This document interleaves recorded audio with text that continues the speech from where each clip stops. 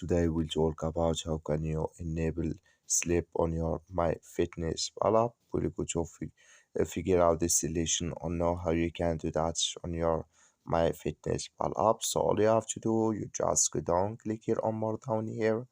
So when you click here on more, sorry, when you go down, click here on more, it's going to take you to this list here. Then you click here on sleep.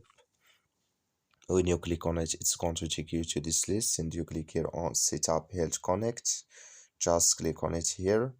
So then it's going to take you to this list here. Then you come here to sleep, just click on it here.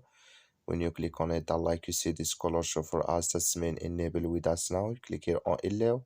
So then it's going to add with us here, and here can you choose here. So here can you find it here in this list. If you want to add food, that's all you have to do. Thank you for watching. Don't forget to support us by liking, subscribe.